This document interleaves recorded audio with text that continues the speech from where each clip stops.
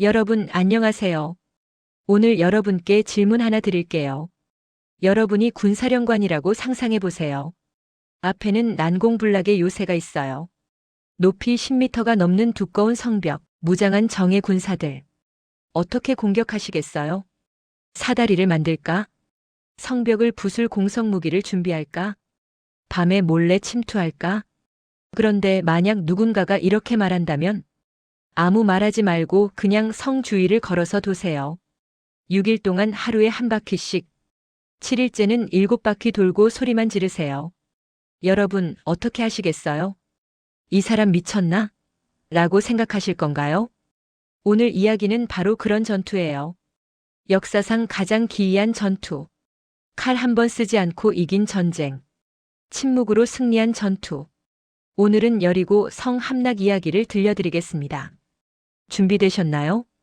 모세가 죽고 여호수아가 이스라엘의 새 지도자가 되었습니다.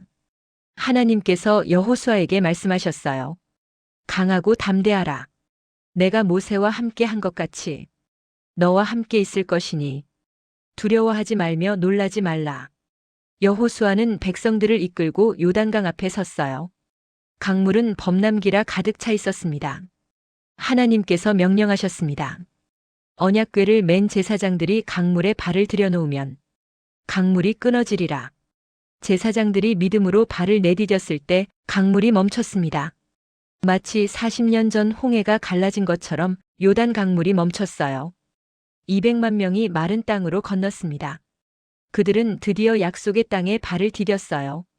그리고 앞을 보았을 때 여리고 성이 보였습니다. 여리고.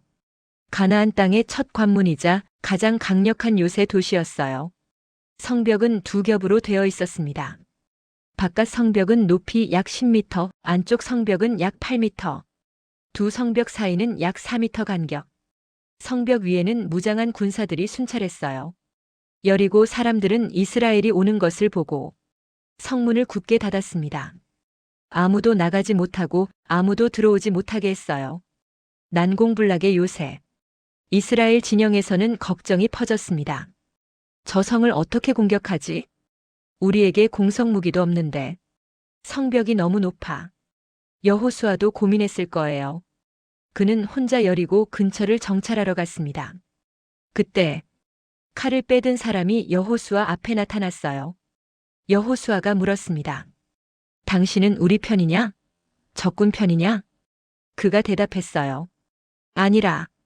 나는 여호와의 군대 대장으로 이제 왔노라. 여호수아는 무릎 꿇고 엎드렸습니다.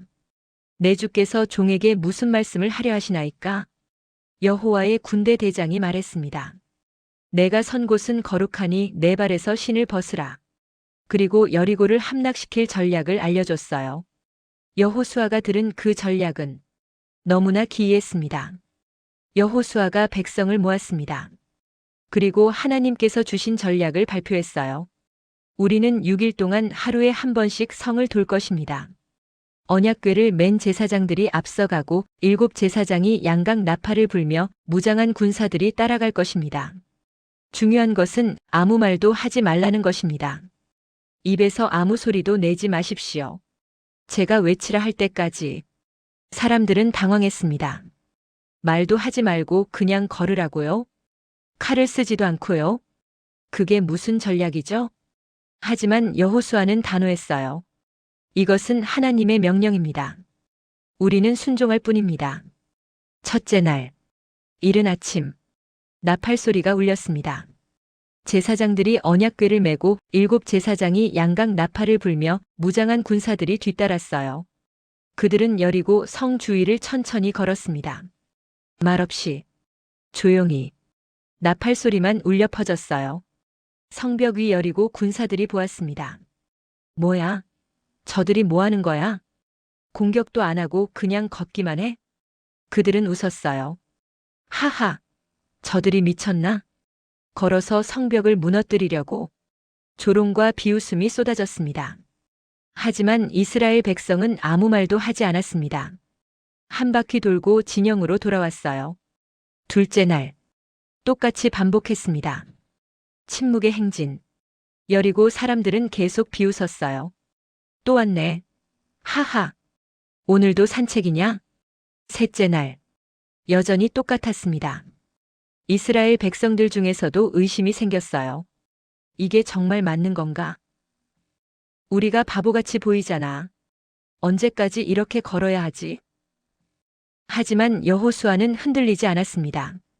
넷째 날, 다섯째 날, 여섯째 날, 똑같은 일과 침묵의 행진.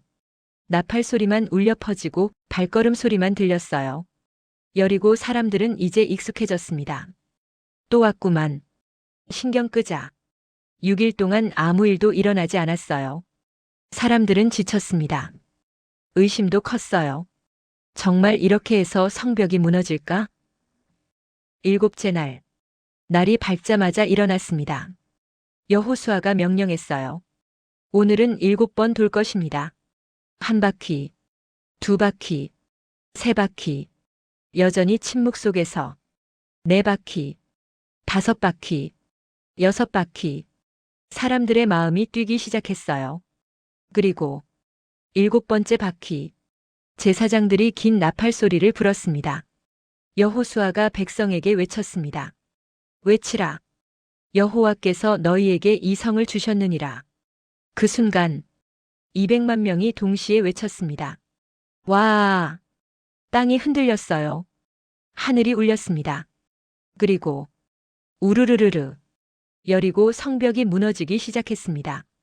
높이 10m의 바깥 성벽이 8m의 안쪽 성벽이 그 자리에서 무너져 내렸어요. 콰르르르릉 먼지가 피어올랐습니다. 잠시 정적. 그리고 여호수아가 외쳤습니다. 올라가라. 여호와께서 이 성을 너희에게 주셨느니라. 이스라엘 군대가 무너진 성벽 위로 돌진했어요. 칼 한 번 쓰지 않고 공성무기 하나 없이 난공불락에 여리고 성이 함락되었습니다. 여호수아는 미리 명령했었어요. 이 성과 그 안의 모든 것은 여호와께 바쳐진 것이니라. 오직 기생 라합과 그 집에 함께 있는 모든 자는 살리라. 그가 우리가 보낸 정탐꾼을 숨겨주었느니라. 정탐꾼을 도왔던 두 사람이 라합의 집으로 달려갔어요. 라합의 창문에는 붉은 줄이 메어져 있었습니다. 그들은 라합과 그의 가족을 안전한 곳으로 데리고 나왔어요. 라합은 구원받았습니다.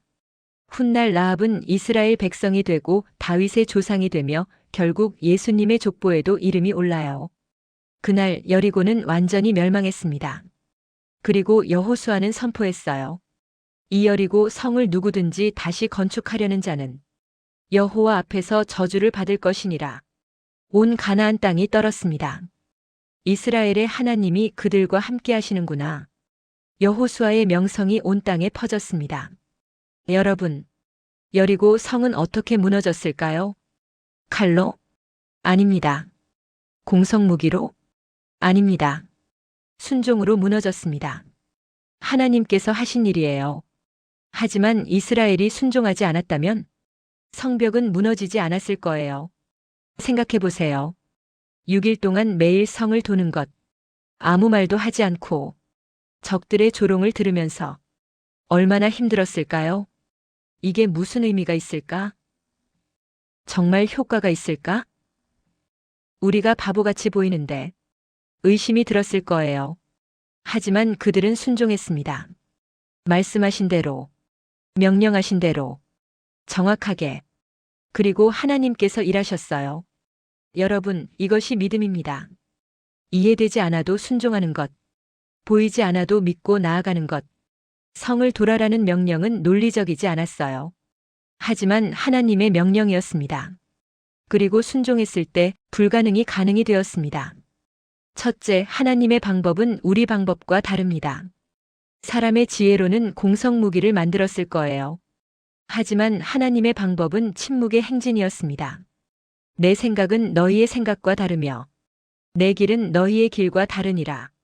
둘째, 가장 큰 승리는 칼이 아니라 순종에서 옵니다. 이스라엘이 이긴 건 군사력 때문이 아니에요. 순종 때문이었습니다. 순종이 승리의 열쇠였어요.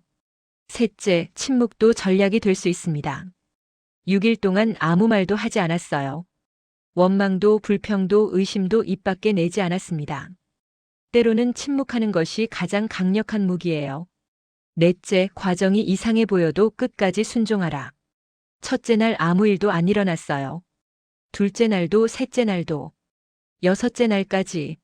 하지만 일곱째 날 하나님께서 일하셨습니다. 포기하지 마세요. 끝까지 순종하세요. 여러분 앞에도 여리고 성이 있나요? 불가능해 보이는 문제. 무너지지 않을 것 같은 장벽. 뚫을 수 없는 성벽. 하나님께서 여러분에게도 말씀하세요. 이 성을 내게 주었노라. 과거형이에요. 이미 주셨어요. 여러분이 할 일은 순종하는 것. 하나님께서 걸으라 하시면 걸으세요. 침묵하라 하시면 침묵하세요. 외치라 하시면 외치세요. 이해되지 않아도, 논리적이지 않아도, 사람들이 비웃어도 순종하세요. 그러면 하나님께서 여러분의 여리고 성벽을 무너뜨리실 거예요. 여리고 성 전투는 우리에게 말합니다. 가장 큰 승리는 칼이 아니라 순종에서 온다. 이스라엘은 칼을 쓰지 않았어요. 공성무기도 없었습니다. 단지 순종했을 뿐이에요. 그리고 하나님께서 싸우셨습니다. 여호와께서 너희를 위하여 싸우시리니 너희는 가만히 있을지니라. 여러분, 오늘부터 여러분의 전략을 바꾸세요. 내 힘으로 싸우려 하지 마세요. 내 지혜로 해결하려 하지 마세요. 대신 하나님의 말씀에 순종하세요. 침묵해야 할 때 침묵하고, 걸어야 할 때 걸고, 외쳐야 할 때 외치세요. 그러면 여러분 앞에 성벽도 반드시 무너질 것입니다. 여리고가 무너진 것처럼 여러분의 불가능도 무너질 거예요. 감사합니다. 구독과 좋아요, 알림 설정으로 다음 이야기도 함께 해주세요. 여러분의 여리고 성벽도 무너질 것입니다. 하나님의 은혜가 여러분과 함께하기를.